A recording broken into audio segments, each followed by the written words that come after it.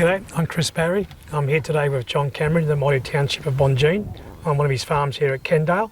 Cowboy, can you give us a bit of a rundown please on how you start with your planter maintenance for the pre-season? Yes, Chris, our planters are starting to get a bit of age about them now.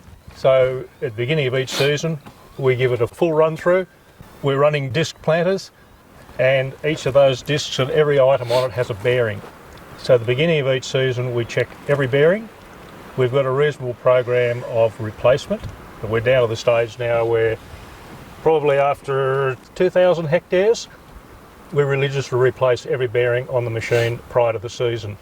We found that by doing that in both discs and press wheels and trash whippers, that we're not having failures then during the season. It's cheap insurance. A full set of bearings, $500. Yep. You know, it's not a lot of money, but we know then that that part of the machine, the bottom half, the ground engaging part, is going to do the season. We're running just a basic John Deere vacuum planter.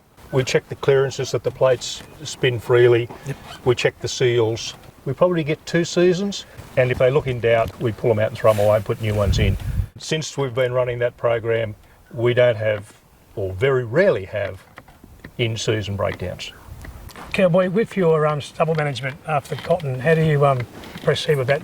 We're running a reasonably fixed rotation. Dryland cotton is our pillar crop, so post-harvest everything is mulched.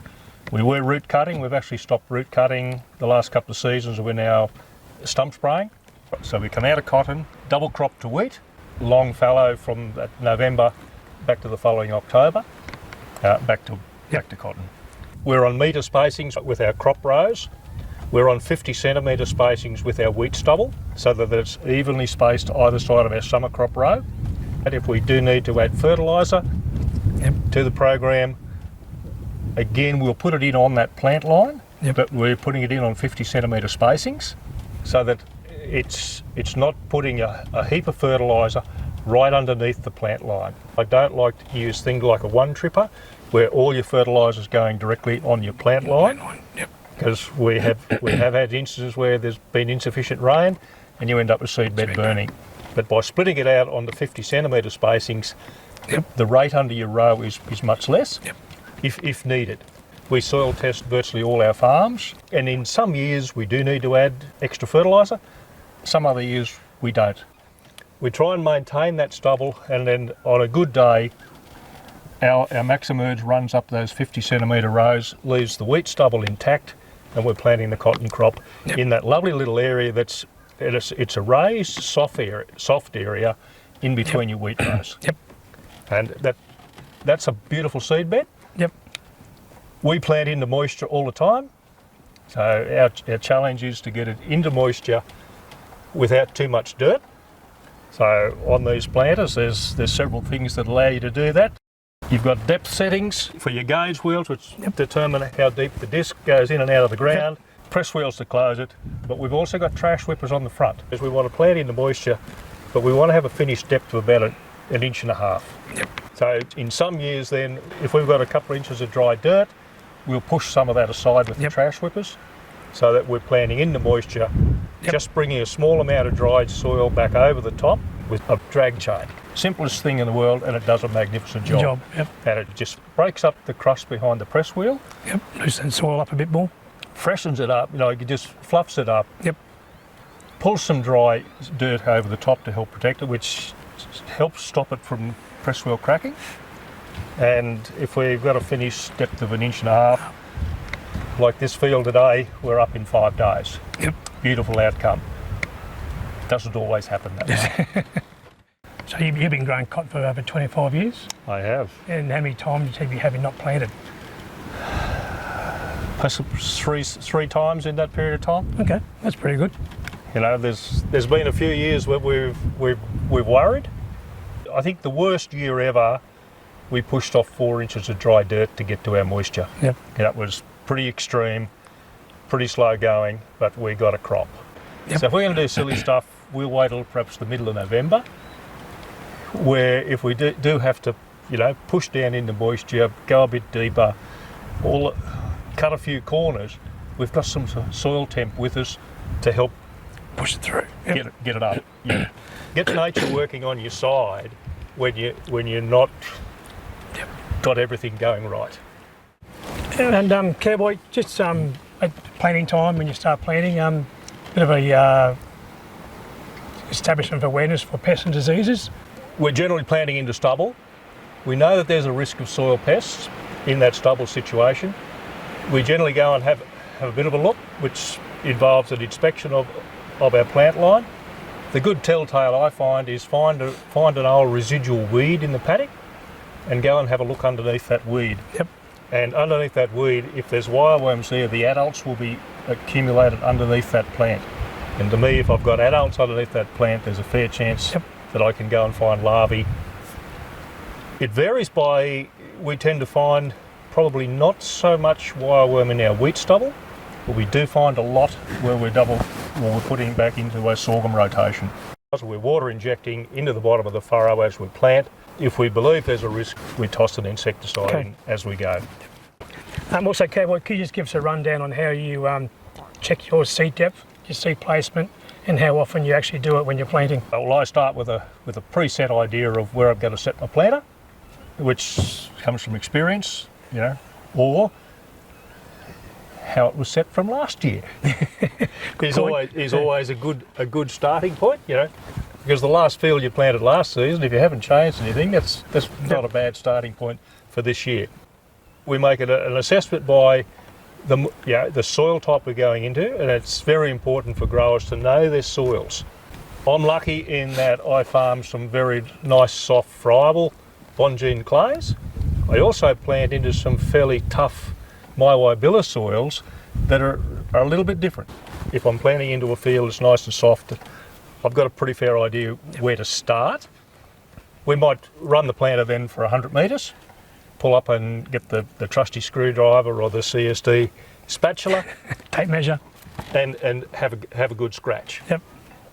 In terms of seed placement, pull your planter across a gravel track. It's not going to wreck your disc if you just do it for a few metres, nice and steady, and it gives you an idea of where the planter's dropping your seed. Whatever we're not happy with, there's an adjustment we can make. If the depth's not right, we could put it in further. Yep. If we've got too much dry dirt, we could put our trash whippers down a little bit, to take a little bit more dry dirt off. If it's too shallow, we can put in a bit.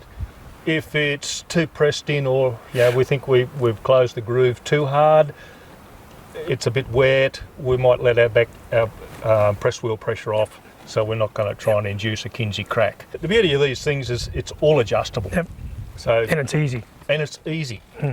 I check each planter probably once a day, and I get my drivers to check up a couple of times in amongst that. So just keep an eye on it, that it's doing what it's meant to be doing. Well, it does work, Cap, because I know you're in our ambassador program. Yeah. You won the Fast Start Award once, and your average of your establishment is over 95%. Yep, so it's pretty impressive what you do. We try and beat the CSD label. That's the challenge, is every seed you put in there, you actually want to try and get him up. Yep.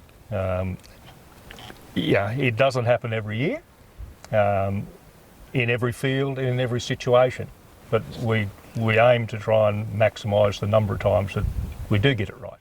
Do you plant around the weather patterns as well, like the rain coming and soil temps? And yes, we do, within reason. Yep. This year's been classic. It's been a wet year, and the opportunities have been limited. So just physically being able to get a tractor into the paddock was a big concern. Know what's ahead of you. Use the tools that are out there. We knew we were going to go into a declining soil temp, but the physical window to get the planter in the paddock was there, so we actually increased our seeding rate to try and counter for what we suspected would be a lower emergence. So we used the data that was there, and I was doing all the things that I'm told not to do, but that was the window. Yep. We sort of panicked and think, well, if it rains again, we could run out of time. Yep. I'm lucky in that I've got a soil probe on farm. Yep. With soil temps, I religiously watch that, as we come into summer crop planting time. That makes a difference between 5 days out of the ground and 14 to 21 days out of the ground exactly the same seed in the same moisture, same situation. Yep. So you use the CSD website to look at the soil temps on the I do. weather stations and look at the 7-day forecast and then look at all the data degrees ahead. And, Yeah. Yep, that's good. We find it really helpful. Yep. We can make some management changes for that situation. For example, if we run into rising soil temperatures, reasonable moisture and good temps, we've dropped our seeding rate by 3 plants a metre, Yep. and we'll probably end up with the same established as we were 3 weeks There you ago, go. Yep. but dropping more seeds per metre. So be fluid in what you do, and use the information to make the decisions that you need to make. With the CSD website, you can go on there and check all your seed analysis, your seeds per kilo and all that stuff for your varieties. What else do you do? Because I know on the bag we've got the QR codes as well now. Yes. Do you use that as well to help with your planting? And Yeah. Yep. No, we're finding it very easy. It's got a simple QR reader on the phone. Zap it, which I've done, and this one tells me that this particular bag's 93% warm germ but 76% cool germ. Yep. Knowing that when I put that seed in the planter again lets me to think, well, what's the forecast for the next week? And if the forecast is cool weather, well, only 3/4 of this is likely to emerge, so perhaps I should be increasing my planting rate accordingly. Yep. If we're going into good conditions, say, well, we're going to get 90% of this up and adjust the seeding rate accordingly. And at the cost of a bag of seed, if we can get a few more hectares, it's worthwhile. But more importantly, it's a successful plant stand. You know, we're aiming for probably 8 plants a metre, and if we get 4, what do? You've got a stand, but it's not a good not stand. good stand, yep. And by the time you know you've got a stand, you've lost another 3 Yep. weeks. Well, thank you for your time, Cowboy. No It was- worries, Chris. It was very well done, and I just hope the season works in very well for you and try and pull off another 11.5 bale crop.